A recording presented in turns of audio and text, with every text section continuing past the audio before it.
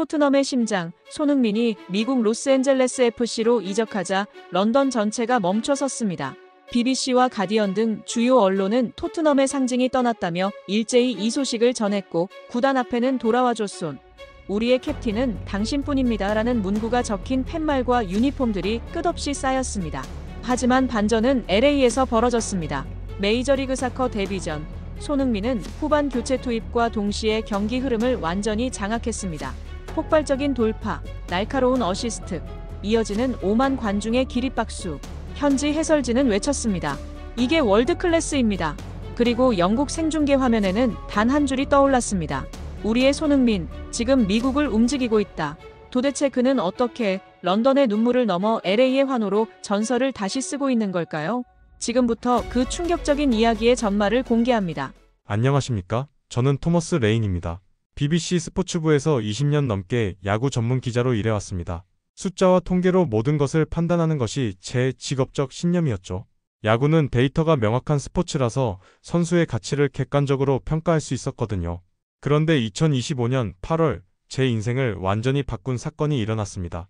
편집장 리처드 고든이 저를 불러서 긴급 출장 명령을 내렸어요. 토머스, 미국으로 가게. 한국 축구선수 손흥민이 로스앤젤레스 FC로 이적했는데 현지 반응을 취재해와. 솔직히 당황스러웠습니다. 저는 평생 축구라는 스포츠를 제대로 이해해본 적이 없었거든요. 하지만 BBC 기자로서 주어진 임무는 완수해야 했습니다. 처음 손흥민이라는 이름을 들었을 때 저는 그저 아시아 출신의 실력 좋은 선수 정도로만 생각했습니다. 동료 기자 엘리엇이 손흥민은 토트넘의 전설이야 라고 열정적으로 말했지만 저에게는 와닿지 않았어요. 야구와 달리 축구는 감정적이고 주관적인 평가가 많다고 여겼기 때문입니다. 특히 한국 선수가 영국 축구의 상징이 될 수 있다는 말은 과장처럼 들렸습니다. 제가 보기에 진정한 글로벌 스타는 유럽이나 남미 출신이어야 한다고 생각했거든요. 아시아 선수들은 성실하고 열심히 하지만 카리스마나 상징적 리더십은 부족할 거라는 편견을 갖고 있었습니다. 그런 제게 손흥민의 메이저리그 사커 역대 최고 이적료 2,650만 달러는 수치적으로는 대단해 보이지만 그 이면의 진정한 가치는 의심스러웠습니다. 그런데 런던 공항에서 LA로 떠나기 전 토트넘 홈스타디움 앞을 지나게 되었습니다. 그곳에서 믿을 수 없는 광경을 목격했어요. 수백 명의 팬들이 모여 있었는데 어른 남자들이 눈물을 흘리고 있었습니다. 손흥민은 우리 가족이었어요 라고 외치는 팬의 목소리가 아직도 귀에 생생합니다. 저는 당황스러웠어요. 단순히 선수 한 명이 다른 팀으로 이적하는 것뿐인데 왜 이렇게 감정적으로 반응하는지 이해가 안 됐거든요. 야구에서는 선수들이 자유계약으로 팀을 옮기는 게 당연한 일인데 말입니다. 하지만 그날 밤 호텔에서 손흥민 관련 기사들을 읽어보니 뭔가 다르다는 느낌이 들기 시작했습니다. 10년간 토트넘에서 한 번도 논란을 일으킨 적이 없고 항상 팀을 우선시했다는 기록들이 나왔거든요. 그래도 여전히 반신반의했습니다. LA에 도착한 첫날 제가 목격한 것은 상상을 초월했습니다. 로스앤젤레스 FC 홈경기장 앞에 수천 명의 팬들이 모여 있었어요. 그런데 놀라운 것은 다양한 인종의 사람들이 섞여 있다는 점이었습니다. 한국계뿐만 아니라 히스패닉, 백인, 흑인 팬들까지 손흥민 유니폼을 입고 있었거든요. 한 일본계 팬에게 왜 한국 선수를 응원하시나요? 라고 물어봤더니 축구에는 국경이 없어요. 실력과 인품을 겸비한 선수는 존경받아 마땅하죠 라고 대답했습니다. 그 순간 저는 뭔가 놓치고 있는 중요한 것이 있다는 걸 직감했어요. 이건 단순한 스포츠 이적이 아니라 문화적 현상이었습니다. 하지만 여전히 확신은 서지 않았어요. 미디어가 과장하는 것일 수도 있다고 생각했거든요. 8월 10일 손흥민의 로스앤젤레스 FC 데뷔전 날이 왔습니다.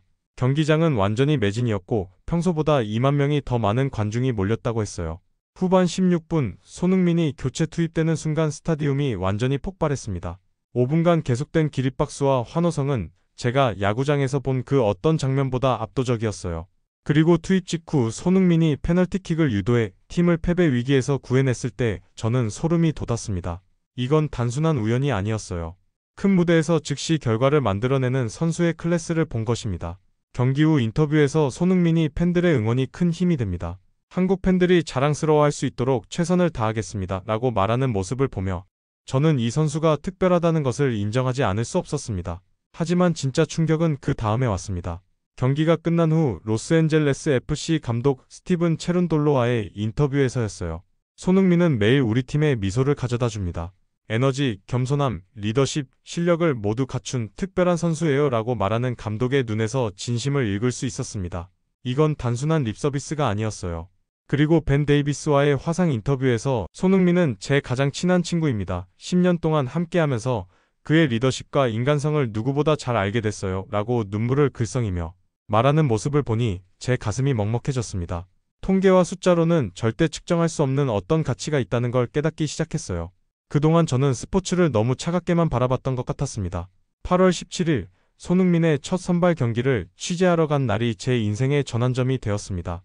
경기 전 라커룸에서 팀 동료들과 농담을 주고받으며 분위기를 풀어주는 손흥민의 모습을 본 순간 저는 완전히 매료되었어요. 경기에서는 1어시스트를 기록하며 팀 승리를 이끌었지만 그보다 인상적이었던 것은 경기 내내 동료들을 독려하고 소통하는 모습이었습니다. 특히 실수한 신인 선수를 격려해주는 장면에서는 눈시울이 뜨거워질 정도였어요. 경기 후 한국계 미국인 소년이 저에게 다가와서 손흥민 아저씨는 우리 한국인들의 자랑이에요. 실력뿐만 아니라 마음씨도 정말 좋거든요 라고 말했을 때 저는 더 이상 제 편견을 부정할 수 없었습니다. 이 선수는 단순히 축구를 잘하는 것을 넘어서 사람들에게 희망과 영감을 주고 있었거든요. 그때서야 저는 깨달았습니다. 한국인의 진정한 힘은 개인의 성취를 넘어서 공동체 전체를 위해 헌신하는 정신에 있다는 것을 말이에요. 손흥민이 보여준 겸손함, 책임감, 그리고 다른 사람을 먼저 생각하는 마음가짐은 한국 문화에서 나온 것이었습니다. 제가 그동안 아시아 선수들에게 부족하다고 생각했던 카리스마와 리더십은 사실 서구적 기준으로만 판단했던 착각이었어요.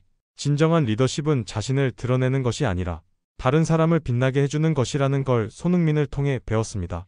통계와 기록으로는 절대 측정할 수 없는 인간적 가치가 얼마나 소중한지도 깨닫게 되었고요.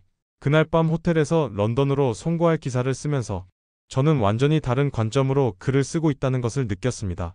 런던으로 돌아온 후 저는 편집부에서 따가운 시선을 받았습니다. 동료들은 토머스가 축구에 너무 감정이입한 것 같다며 제 기사를 의심의 눈초리로 봤어요. 리처드 편집장도 객관적 보도에 충실해야 한다고 조언했습니다. 하지만 저는 확신했어요. 제가 본 것은 단순한 감정이입이 아니라 인간의 진정한 가치를 발견한 것이었습니다. 야구부 동료들과의 회의에서 스포츠는 숫자가 전부가 아니다라고 주장했을 때 몇몇은 비웃기도 했어요. 그럼에도 저는 포기하지 않았습니다. 손흥민을 통해 배운 인내와 신념의 힘을 믿었거든요. 제가 목격한 LA에서의 감동적인 장면들을 정확히 전달하는 것이 기자로서의 사명이라고 생각했습니다. 몇 주 후 제 기사에 대한 반응이 쏟아지기 시작했습니다. 독자들로부터 감동적이었다, 새로운 시각을 갖게 되었다는 메일이 수백 통 왔어요. 특히 한 영국 축구팬이 보낸 메일이 인상 깊었습니다. 토머스 기자님의 글을 읽고 손흥민을 더 좋아하게 되었어요. 처음에는 너무 슬펐지만 이제는 너무 자랑스럽습니다. 그가 영국 축구의 품격을 높였다는 걸 알겠어요. 이런 반응들을 보며 저는 제가 한 일이 옳았다는 확신이 들었습니다. BBC 메인 뉴스에서도 제 기사를 인용하며 손흥민을 시대를 잇는 선수라고 평가했어요. 저는 이제 스포츠를 바라보는 완전히 새로운 관점을 갖게 되었습니다. 야구 기사를 쓸 때도 선수들의 개인적 스토리와 인간적 면모에 더 집중하게 되었어요. 동료들도 토머스의 기사가 더 따뜻해졌다고 평가해 주었습니다. 특히 젊은 기자들이 제게 조언을 구하러 오면 저는 항상 숫자 뒤에 숨은 인간의 이야기를 찾아라고 말해줍니다. 손흥민을 통해 배운 가장 큰 교훈이거든요. 올해 BBC 스포츠부 최우수 기자상을 받았을 때도 제일 먼저 떠오른 것은 LA에서 만난 그 한국계 소년의 순수한 눈빛이었습니다. 소니는 우리의 자랑이라고 말하던 그 아이의 말이 제 기자 인생을 바꿔놓았어요. 이제 저는 스포츠 기사를 쓸 때마다 이 선수가 사람들에게 어떤 감동을 주고 있는가를 먼저 생각합니다. 마지막으로 손흥민이라는 한 명의 한국인 선수를 통해 저는 한국이라는 나라와 그 문화의 아름다움을 발견했습니다. 개인의 영광보다 공동체의 행복을 우선시하는 정신, 끊임없는 노력과 겸손함, 그리고 다른 사람을 배려하는 마음가짐을 보며 진정한 글로벌 리더십이 무엇인지 배웠어요. 제가 그동안 가졌던 편견이 얼마나 부끄러운 것이었는지도 깨달았습니다. 앞으로도 기자로서 이런 감동적인 이야기들을 계속 발굴하고 전달하겠습니다. 숫자와 기록 너머에 있는 인간의 진정한 가치를 찾아서 말이에요. 손흥민 선수와 한국이 제게 준 이 소중한 깨달음을 평생 간직하며 살아갈 것입니다. 감사합니다.